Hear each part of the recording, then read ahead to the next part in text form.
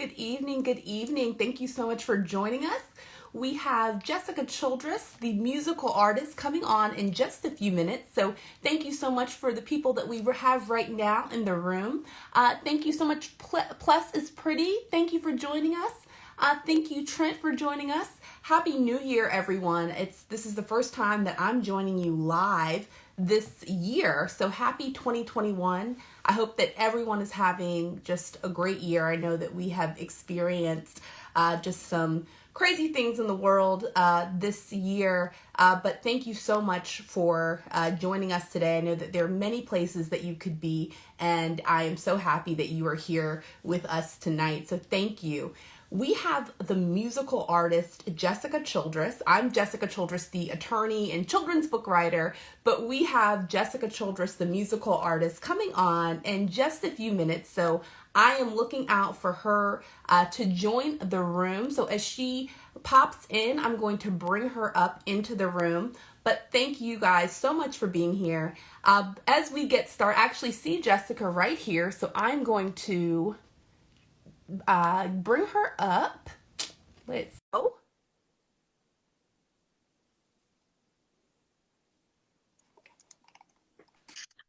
Jessica, Yay! Hi! how are you doing, Jessica? I'm doing so well. How are you, Jessica? Doing fantastic. I hope that you can see me. I can only see the top half of my head, and I don't bring people on too often live. So I just hope that you can see me. But I can see you perfectly. Well, when you come down, I miss you a little bit, but here we go. that's perfect.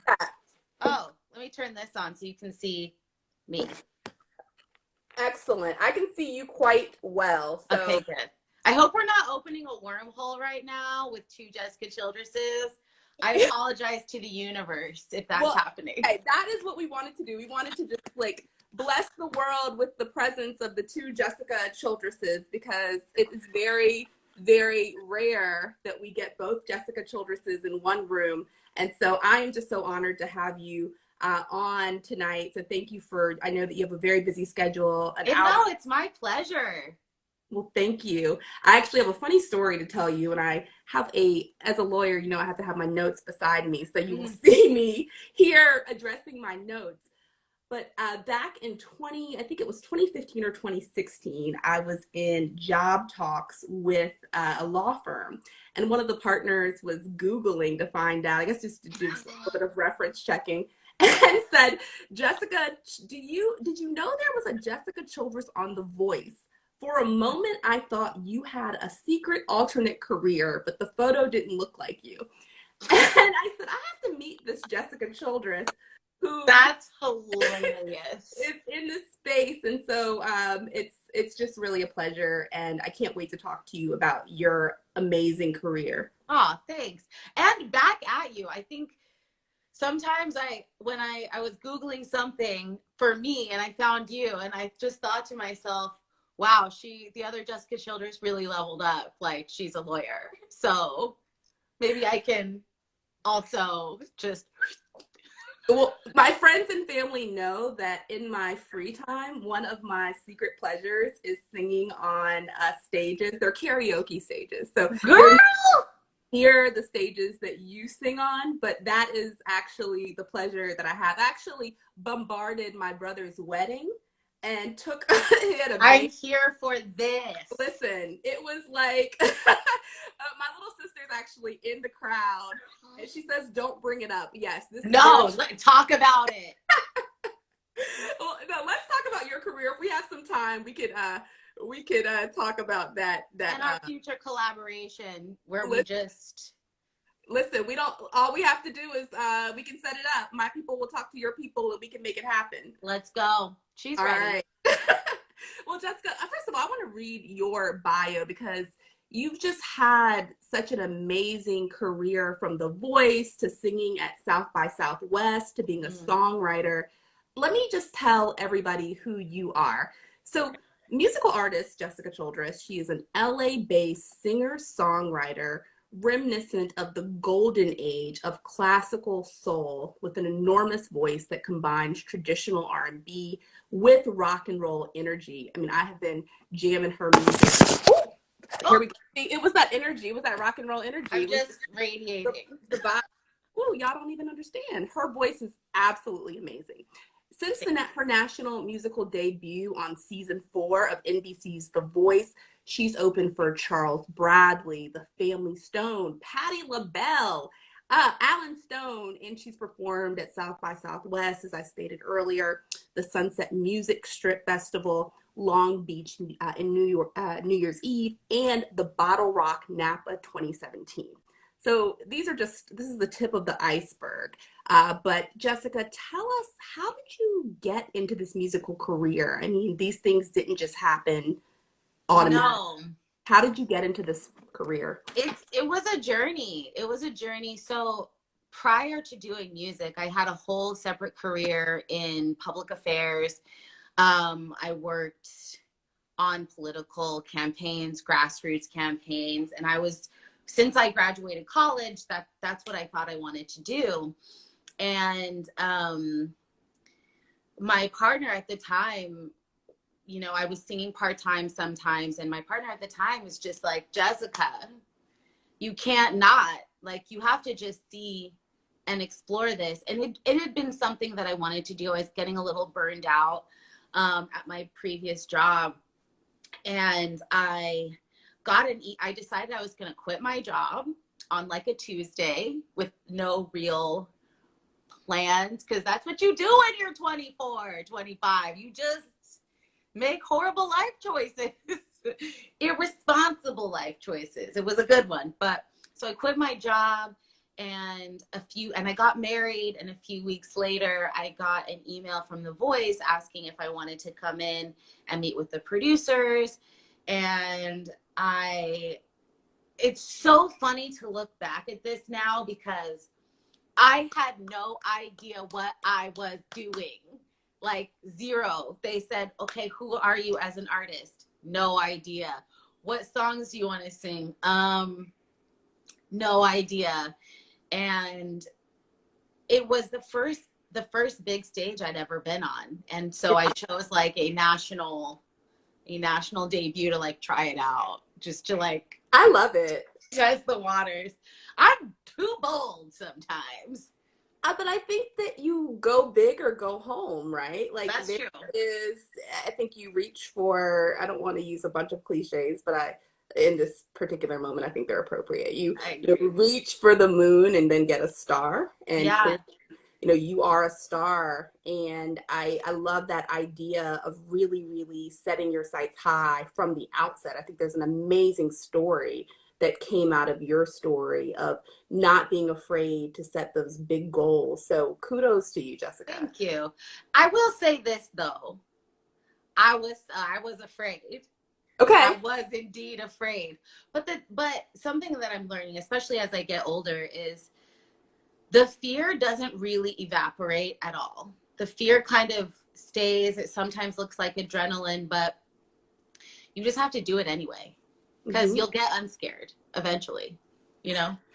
So let me ask you about that fear, because I think that when you're an artist and you are in front of large stages, so that fear that you have beyond the adrenaline, how do you push through it when you know when those lights come on, you know, when you're live, how do you push through that fear?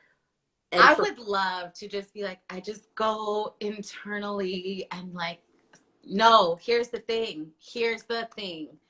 What it looks like is, it doesn't matter if I'm playing to 5 people or playing to like 5,000 people. I still get the same nerves every single time.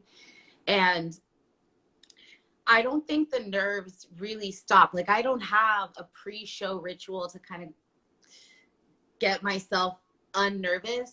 I get on the stage, and the second I start singing, you know, it does sound cliche, but something kind of takes over. And by the second song, I sort of get into this vibe where I remember that it's not about me. Like, I'm here in service of this thing, and I'm here to really be present for these people and connect. So once I get over myself, I get into the joy of the connection. I love that. I love that. Is there a particular place that inspires you or gives you that sense of connection? Is it playing in a small venue or larger venue? What do you, for me, when I envision your music and when I hear your music, it just puts me in this very soulful place. And I'm Mm. envisioning just like, I don't know, like country, a little bit of Nashville, Yes. just so just very soulful. I just get Nashville vibes, like very intimate. Where do you get those vibes? What makes that? I mean, I can't really articulate it in the sense of I a, know exactly what you okay. mean. So I am a big personality, so that I do love a big stage when I can just prowl back and forth and just live my best life. But my favorite way to perform is when I can see people's eyes, when they're like this close, and we can really be together. Because for me, the whole point of music is the exchange. It's the exchange of energy. And I want to feel you and I want you to feel me, because what's happening only exists in that space and that time. And once it's over, it's done. So I want to be as close, and I want to give and receive as much as I can. And that really happens in the more intimate spaces. Excellent. How did you, you're clearly experienced and Mm. you've clearly gained knowledge to get to that level of understanding of Mm. where you perform best. And we see you on The Voice and we see you dropping albums.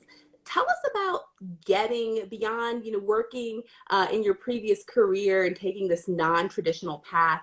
Tell us about the behind the scenes work. I mean, what does the day Oh, look like? girl. We see It, the outward. We know that it takes that grind and hustle. What does that grind and hustle look like?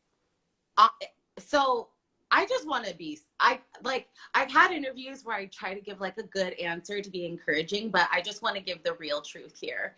The behind the scenes from The Voice to now looks like, um, losing a lot of money and not understanding what I need to invest in. It looks like learning the lessons the hard way.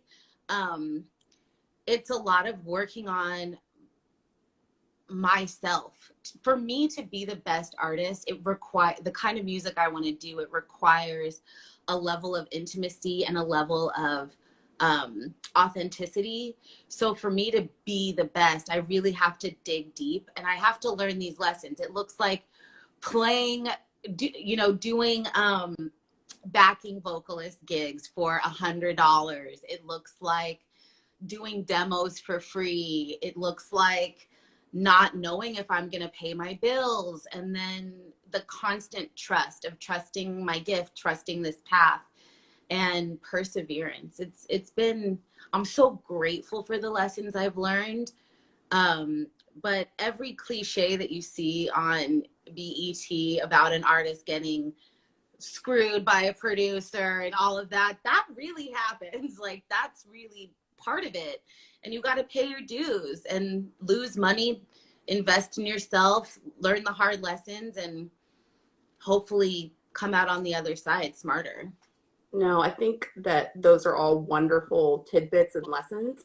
And I don't think that we can get to a level of success without a few fall downs. And Yeah. that level of perseverance and resilience is the marker of a successful person. So you have done it gracefully. So thank you for giving us that behind the scenes look, because I think as we inspire people and people who are listening who may want to be where you are, they may want to be a musical artist, a Mm. songwriter, they may want to be a lawyer, there is that behind the scenes day-to-day grind that is not so cute. It's not Law Yeah. and Order, it's not It's a singing lot like of crying. it is. It's definitely some breathing. I have a note on my computer in front of me and it says breathe and pray. And Love it. that is Love often that. what I come back to my breath and my just spirituality when there's overwhelm. But to be an entrepreneur and to get to that level and to have that ambition, you really have to dig deep. And Yeah. I think, And you have to want it. and want it so badly, be a little obsessed with it, be a little bit crazy. But I think, that is the level of perseverance and resilience and tenacity that you need. So thank you for sharing that story. Thank you. I love this. I mean, I feel like as Black women, there is this kind of thing where we have to be better. We have to be superlative. And I mean, I can't speak for you, but I definitely feel that even in music, especially kind of not being squarely in a Black genre. For me to find success, I really have to want it, because we're both breaking barriers. It doesn't matter. Like, as Black women, we are breaking barriers. And that's a big part of it for me, is that I do want to show, like, you don't have to be in a box. The path doesn't need to be linear. You can start here, go there, redirect. Like, the time you're allotted, it's yours. I love that. And I think that a lot of times we get so distracted and it detracts from our goal when we think everything has to be so linear. Yeah. And that's not the case. I mean, like you, I had a very traditional legal career and decided in 2016, I'm like, this is not for me. I love it. Like offices. I am very creative and I want to do my own thing. And that was so non-linear. And I couldn't think of another path for me. And so I like debunking this myth that we have to always check the boxes and be on this straight path. That circle is so normal. Life doesn't come in perfect shapes and it's not linear. So I think we have to continue, as Black women, to let other Black women know life doesn't have to be linear, and success is not linear. It does take those levels of falling down, but making sure that you get back up and learn from that. And the myth of, like, you have to be so much better than everyone else, that comparison thing, I'll tell you what, that's something I fight now, is the comparison of, like, I mean, my parents were always like, you just have to be a little bit better, have a little bit more of a hustle, rise and grind, that kind of thing. And I got stuck in that, where I'm constantly comparing myself to other artists that have been in the game, about the same length as I have. And that really steals my joy. Yeah. And the only I've decided for 2021, I'm going to compare myself to old me. Like, what was I doing 2 years ago? Is it better than that? Dope. We're moving in the right direction. Let's go. Most definitely. I am here for all of that. I think their comparison is the thief of joy. I'm coming with all these. Amen. But I think that we are really, like, comparing ourselves to other people when we have no idea what their day-to-day is. We see, of course, Instagram reels, we see the highlights, but we don't see what other people are going through internally or externally, or just the inner workings of their life. So it's so important to realize that we can only compare ourselves to who we are. Yeah. And there's a book I'm reading, it's called Atomic Habits. And it is really good. I'm at the beginning of the book, but so far so good. Okay. And it's talking about, like, the habits that we develop every day to get us to success. And the author talks about not setting goals, but just engaging in your system.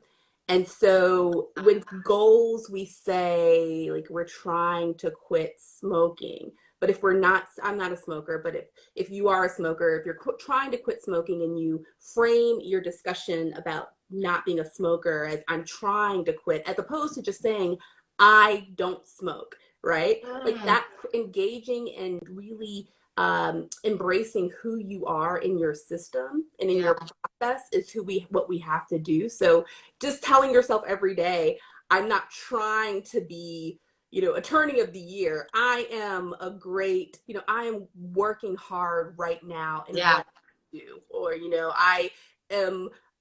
I'm working hard to be a Grammy winner, or I love that. in that process of becoming a Grammy winner. So in the affirmative, being very affirmative and embracing our processes that's so important.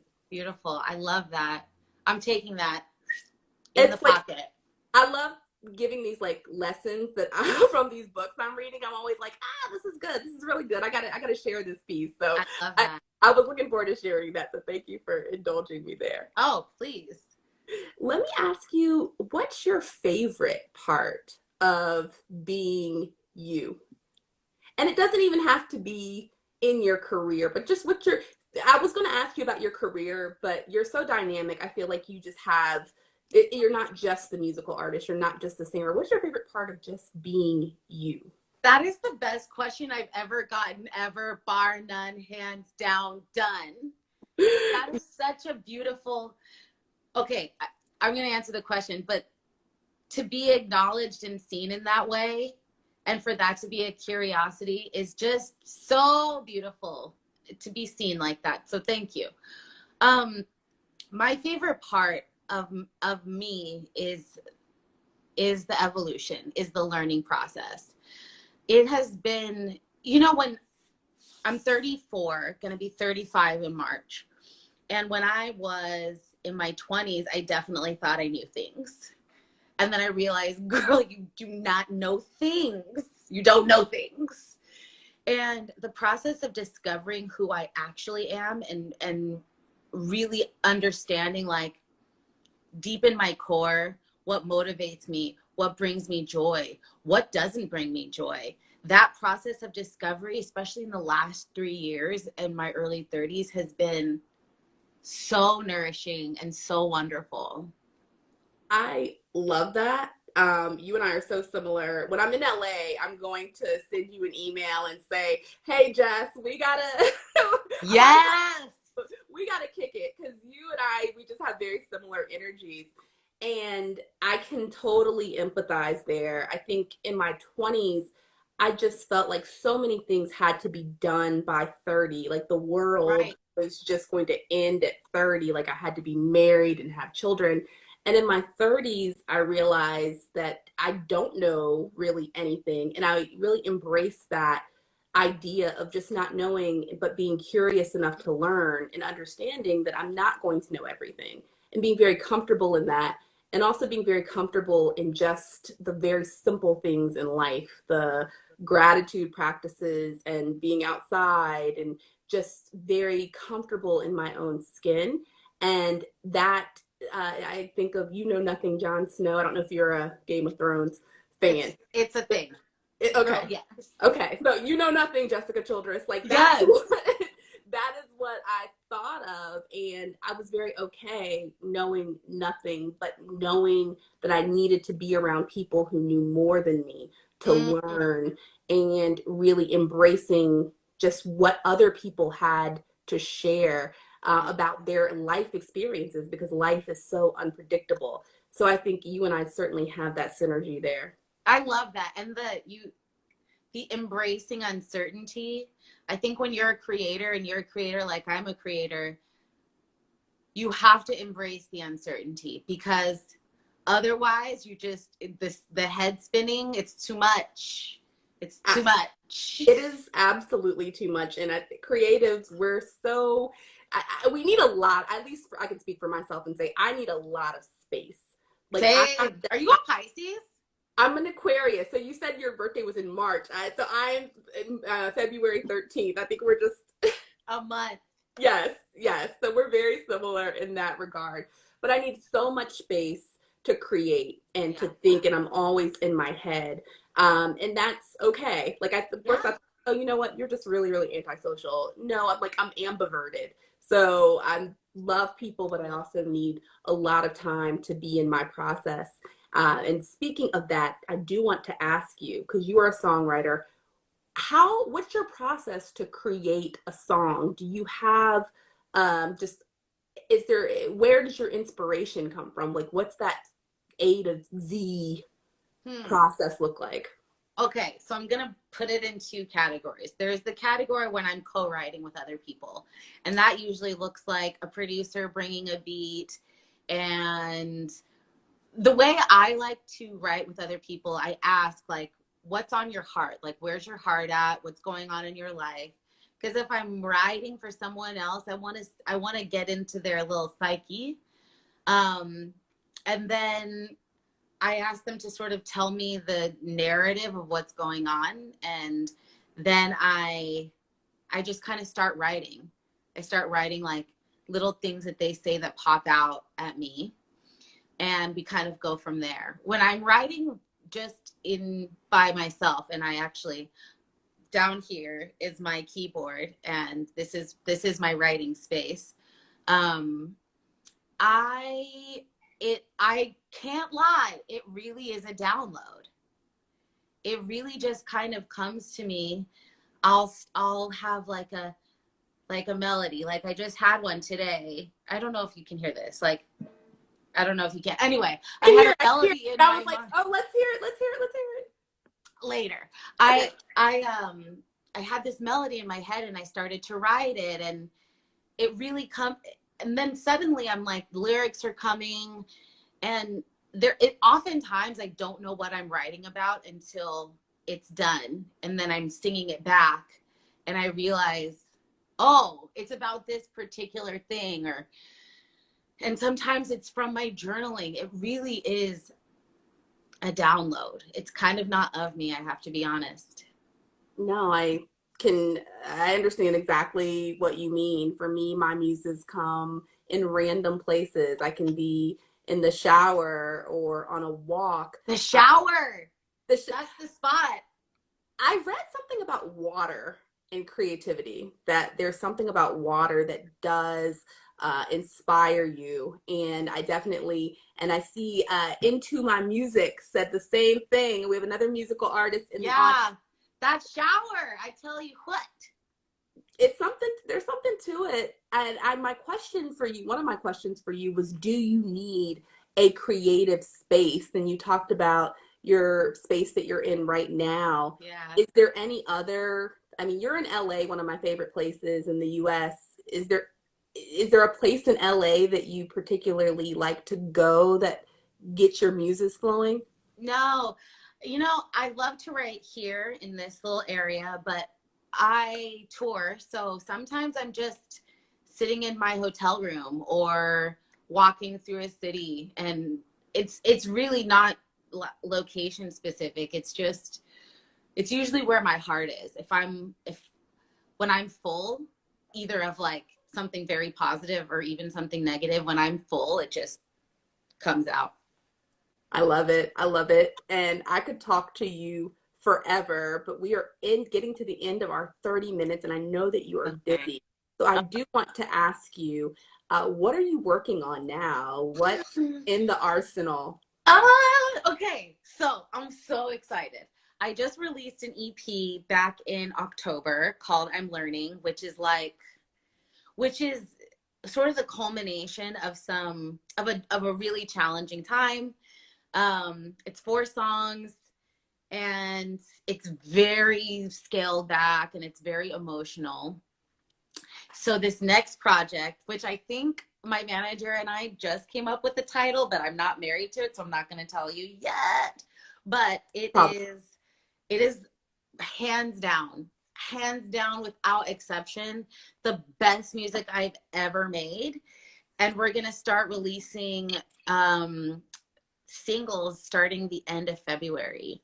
Yay! I can't wait. You're the first person to know this. This is so, thank you very much. So audience, everyone, feel very honored because we've gotten this information before it's super public. So thank you. We will all, I know I can speak for myself. I will be downloading and making sure it's on my Apple Music. So thank you very, very much. Thank you. I can't hear it. Is there any, so I'm Learning is coming out in February. I'm Learning is out. That came out. Okay. The new project. We have a working title, but I won't say it until I'm like married to it. Okay, excellent. So we can look out for those things in February. How can we keep up with you? Give us all of your handles. Instagram is great. I'm always on Instagram. If you want some really second-rate TikTok content, You can go to Jessica Childress Music on TikTok. I don't recommend it because I'm just pretty much there being ridiculous. I'm on Facebook as Jessica Childress Music. Pretty much everything is Jessica Childress Music, except for Twitter, which I don't use.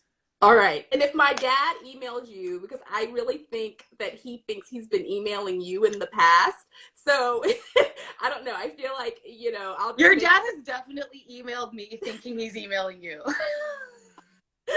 After years, I've had the same personal email address since college, which was 2003. I think I graduated from high school. So so when Gmail came out, I was in We're the same age. Yes, I'm turning 36 in February. So I think we're like a year apart. I also graduated in 2003. From high school? Yeah.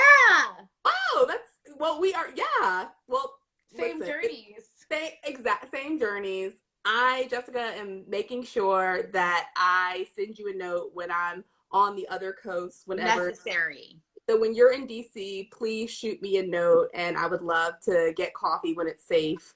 100%. So thank you. Stay indoors. It's crazy in DC. Please be safe. Oh yes, for sure. Indoors and staying here. So I looking forward to when the world opens up and we can actually go to concerts and we can hear you live, because your voice is just amazing. And Don't You Forget My Name is like, of course, the perfect song. If I had some music that I could play, I would close us out on that. But do not forget Jessica Childress Music's name, because you are going to see her, if you haven't already, you are going to see her as a Grammy-winning artist. I'm just claiming that. And you're going to see her everywhere. So thank you, everyone who's joined this live. I hope you've enjoyed it as much as I have. And Jessica, thank you for giving us your time, your talents this evening. What a pleasure. You are a delight. I can't wait to meet in the flesh. Do not forget Jessica Childress Esquire. Okay? We're here. We're just Black excellence everywhere. And I love it. I love it too, Jessica. Have a great night. And to all of our followers in the audience, have a great night, everyone. Love y'all. Ciao, ciao. Bye-bye.